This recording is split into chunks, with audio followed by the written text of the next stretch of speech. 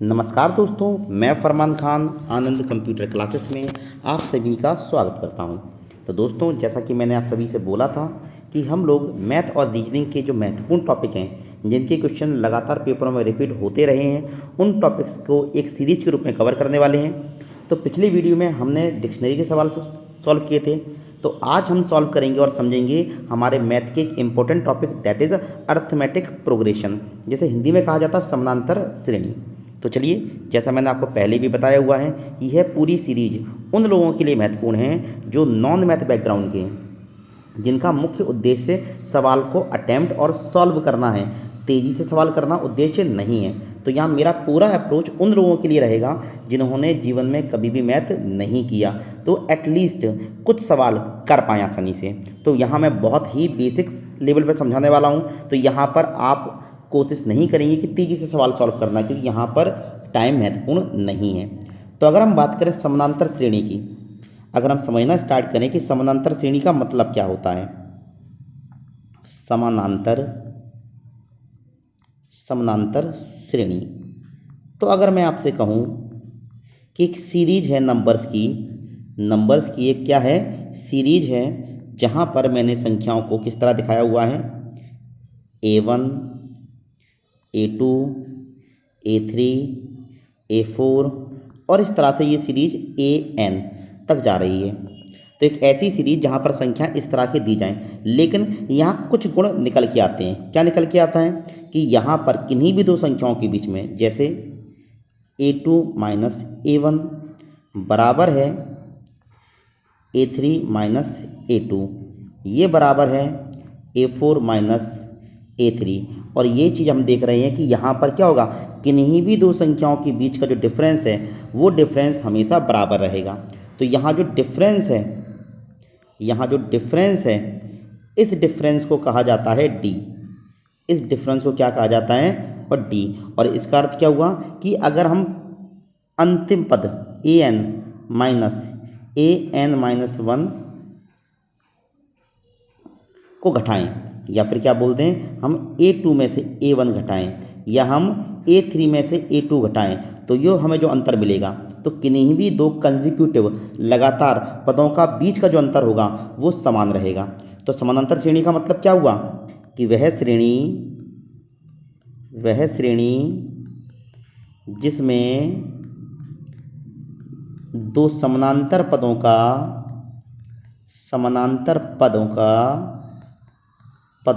अंतर समान हो। मतलब अगर हम कोई भी दो कंसेक्यूटिव नंबर को सिलेक्ट कर लें, A1 A2 A2 A3 A4 A5, या कोई भी an माइनस 1, तो हम किन्हीं भी दो कंसेक्यूटिव नंबर को सिलेक्ट कर लें, तो इनके बीच का जो अंतर है वो अंतर हमेशा क्या रहने वाला है, एक ही रहने वाला है। तो इस तरह की श्रेणी को क्या कहा जाता है, समानांतर श्रेणी कहा जाता है। क्लियर।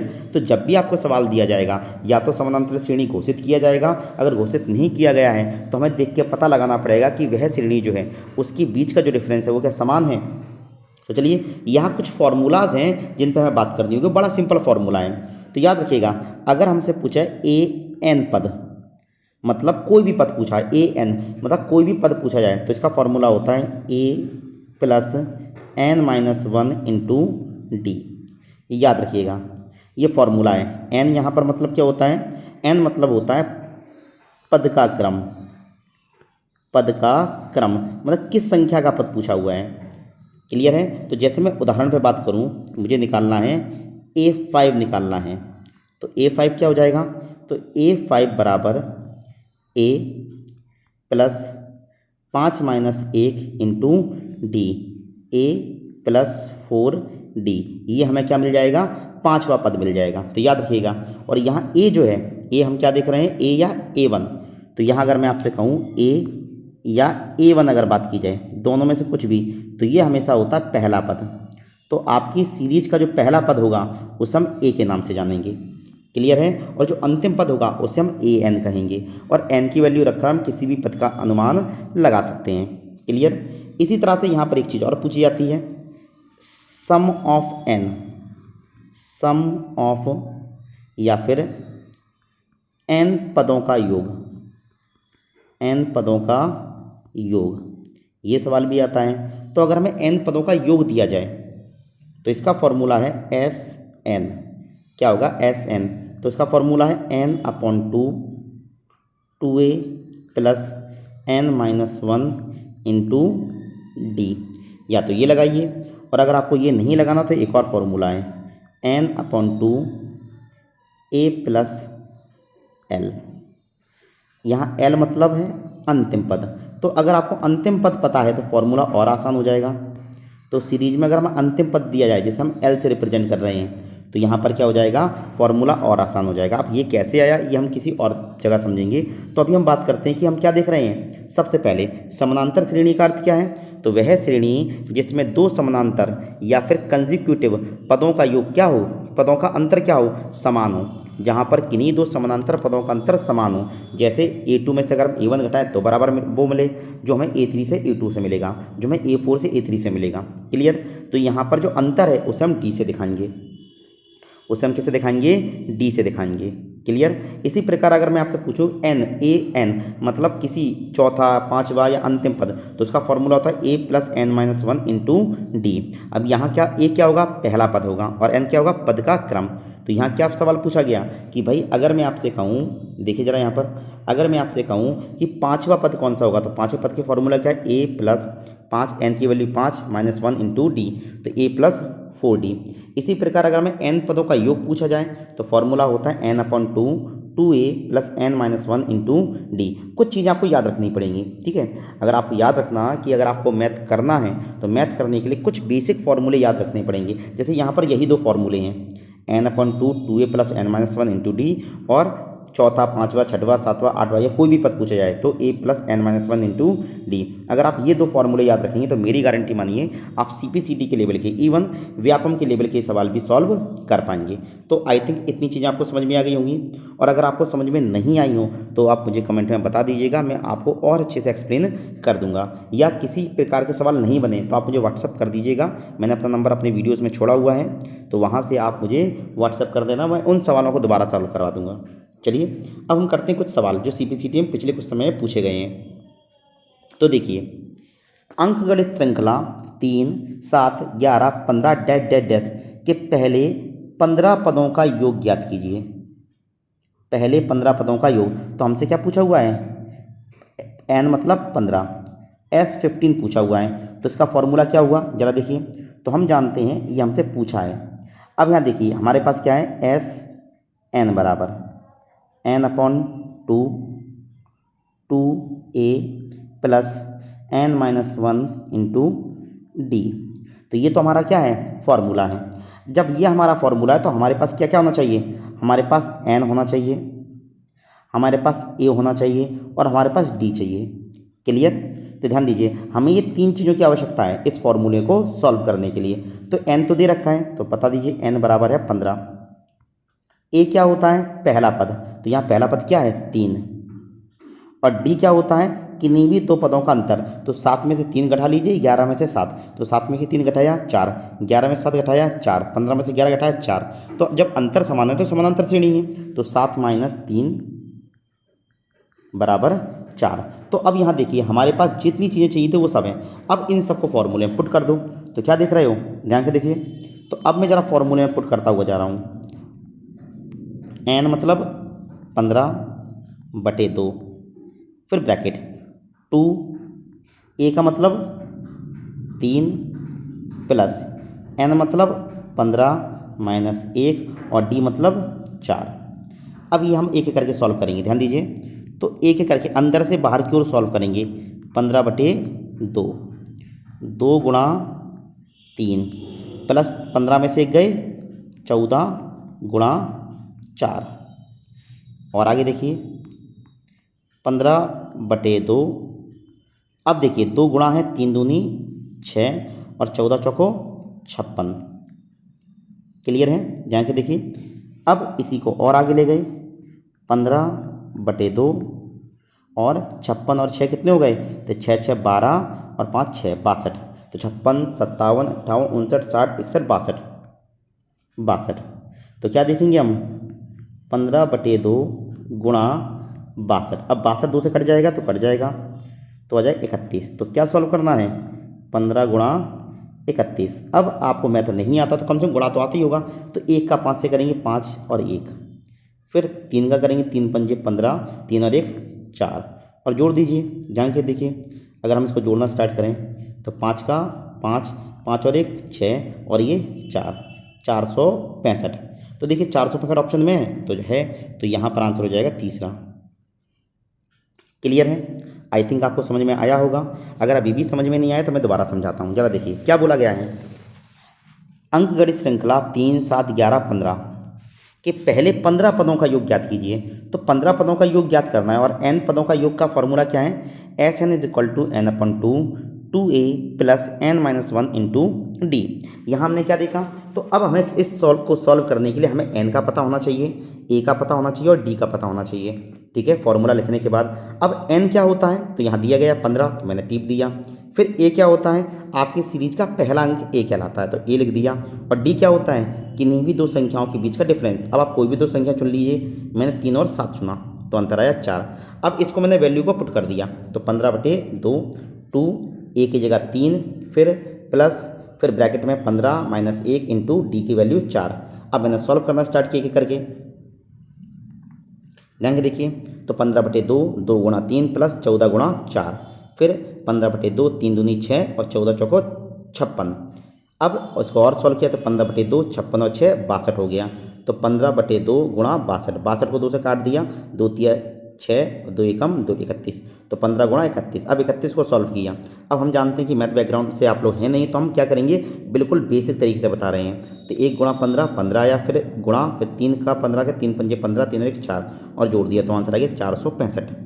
आई थिंक चीज़ें समझ में आई होंगी आप लोगों को। चलिए इसी प्रकार का एक सवाल और आया था जिसके बारे में हम बात करते हैं। तो देखिए, यदि एस एन समांतर श्रेणी के पहले एन पदों का योग है, S9 72 है, तो इसमें दूसरे चौथे और 90 पदों का योग ज्ञात करना है। तो मतलब हमें दूसरे मतलब A2, चौथे मतलब A4 और 90 मतलब A9, इनका हमें क्या करना है, योग ज्ञात करना है। क्लियर है? तो हमें A2 निकालना पड़ेगा, A4 निकालना पड़ेगा और A9 निकालना पड़ेगा। क्लियर है? अगर हमें ये चारों निकाल लिए हमने तो हम आसानी से क्वेश्चन को कर पाएंगे। क्लियर? अब हमें दिया क्या गया है, तो S9 दे रखा है, S9 तो हम सभी जानते हैं ये कितना दे रखा है 72। तो हमें पता है कि अगर S9 तो n की वैल्यू कितनी दे रखी है, n की वैल्यू दे रखी है 9।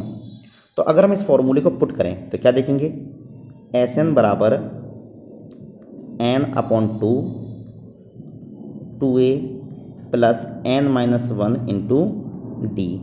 अब आगे देखिए n की वैल्यू कितनी है 9/2 2a अभी हमारे पास है नहीं, प्लस n की वैल्यू फिर 9 माइनस 1 इंटू डी। तो क्या हो गया 9/2 2a प्लस 8d। अब अगर हम बात करें कि इसको सॉल्व तो हम कर नहीं पाएंगे, लेकिन हम क्या कर सकते हैं, इस 2 को अंदर ले जा सकते हैं। तो 9 और इस 2 को अंदर ले गए तो दोनों के अंदर आ गया 2a प्लस 8d। इतना क्लियर हुआ। अब इस 2 ने इसको काटा और इसको काटा तो 4, तो क्या गया n is equal to a plus 4d। Clear? याद रहेगा 9 is equal 9a plus 4d, इतना आ गया। अब हमें इसके आगे तो सॉल्व करना आता नहीं है, तो अब देखते हैं A2। तो A2 बराबर क्या हो जाएगा, A2 बराबर हो जाए a plus 2 minus 1 into d, तो a प्लस डी। इसी प्रकार A4 बराबर क्या हो जाएगा, a plus 4 minus 1 into d, मतलब a प्लस 3d। और A9 is equal to a plus 9 minus 1 into d, मतलब a प्लस 8d। क्लियर है? समझ में आया कि नहीं आया? तो अब ज़रा ध्यान से देखिए, तो अगर हम इसको कैलकुलेट करें तो इनका समी तो निकालना है। तो देखिए a plus D plus a plus 3d plus a plus 8d, तो क्या हुआ 1 2 3, तो 3a प्लस d 4d और 12d। क्लियर? तो इसको हमने सॉल्व किया और हम जानते हैं इसको ऐसा भी तो लिख सकते हैं 3a प्लस 4d। तो क्या लिख सकते हैं 3a प्लस 4d। तो अब हमें पता है कि ये आ गया, जबकि अगर हम Sn मतलब 9, तो ये किसके बराबर दे रखा है, ये 72 के बराबर दे रखा है। तो हम जानते हैं कि अगर 9 से काटेंगे तो ये आ गया 8। तो a प्लस 4d बराबर 8 आ रखा है, और हमारे पास a प्लस 4d की वैल्यू है तो 3, a प्लस 4d हो गया 8, तो ये हो गया 24।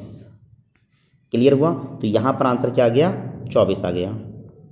ये चीज़ आपको समझ में आई कि नहीं आई? अगर नहीं आई हो तो मैं दोबारा समझा देता हूँ, ध्यान से देखिए। दोबारा देखिए, मैं दोबारा समझाता हूँ। देखिए, मैं इसे मिटा देता हूँ, फिर दोबारा एक्सप्लेन करता हूँ। जहाँ तक मुझे लगता है कि चीज़ें आपको समझ में नहीं आई होंगी, नहीं आई हैं तो मैं दोबारा समझाता हूँ। देखिए ज़रा,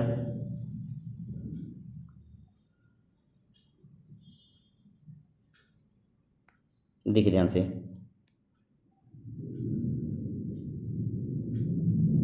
तो क्या दे रखा है, तो हमें Sn दे रखा है, और पूछा क्या है A2, A4 और A9 का योग। तो जो हमें पूछा है वो तो हमने देख लिया।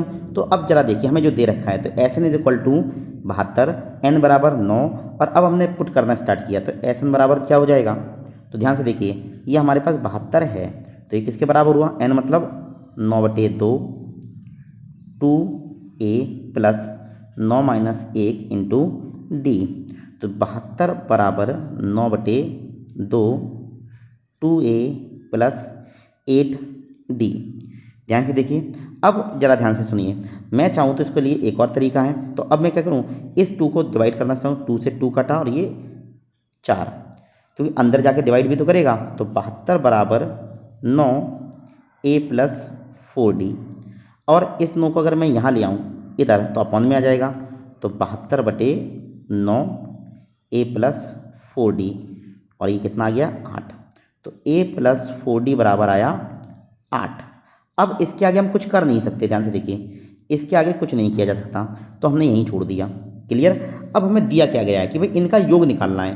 तो अब जब कुछ नहीं हो सकता तो जो दिया गया है उसी को सॉल्व करके देखिए, याद रखिएगा। तो A2 बराबर a plus n minus 1 into d.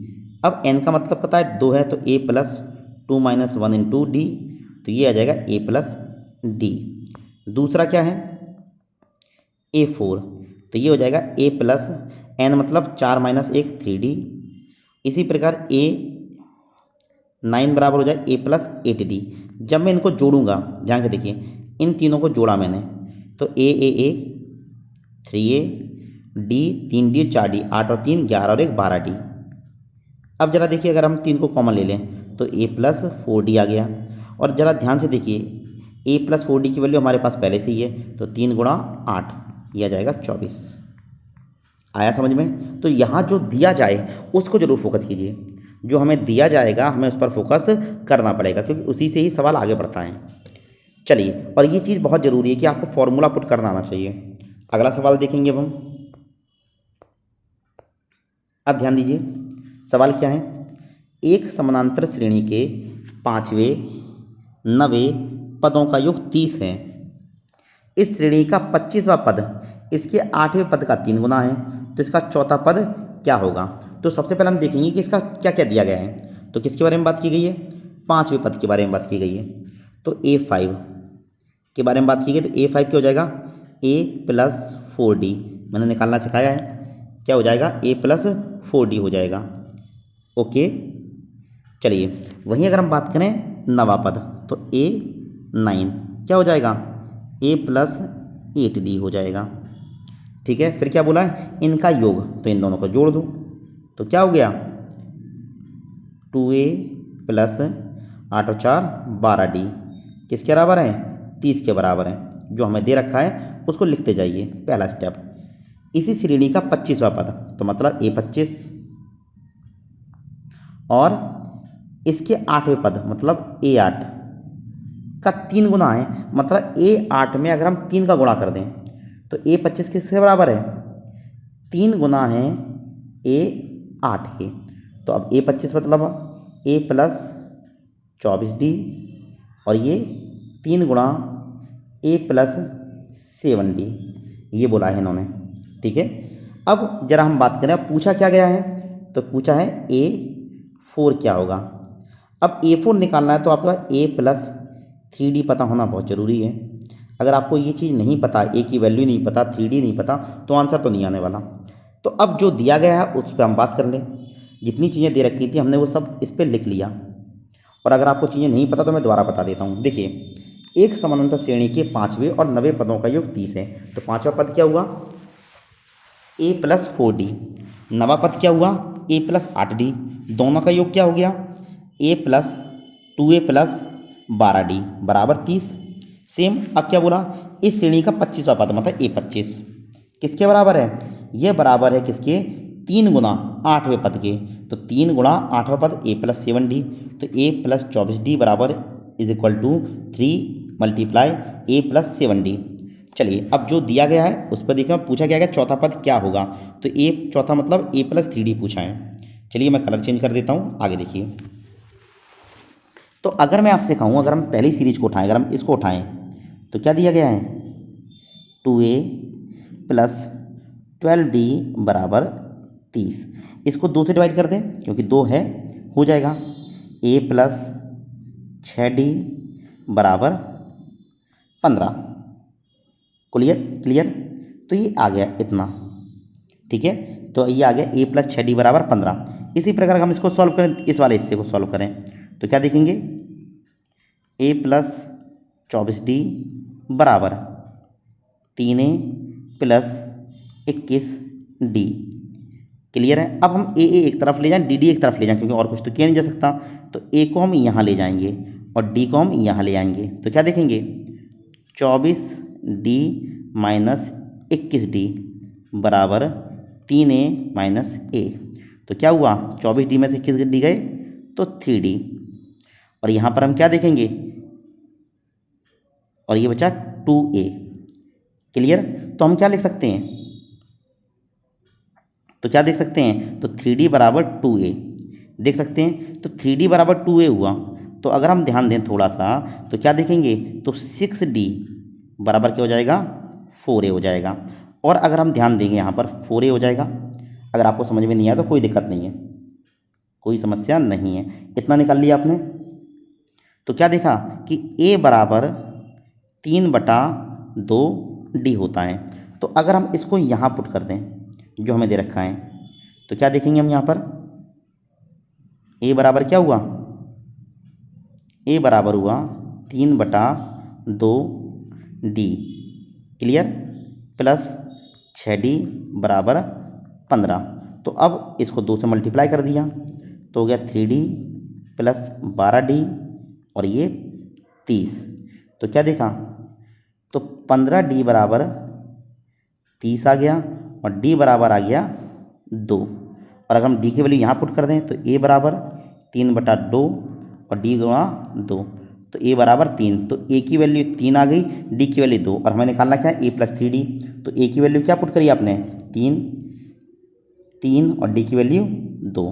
तो 3 + 3 दूनी 6 बराबर 9। यही अब देखिए ऑप्शन में है तो बिल्कुल है। तो यहाँ पर 9 आंसर आ गया।